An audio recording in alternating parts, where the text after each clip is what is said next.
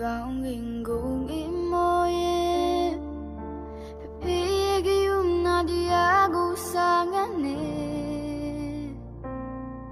ကိုရမယ်နေတဲ့ဘဝခီးလန်းကြမ်းတဲ့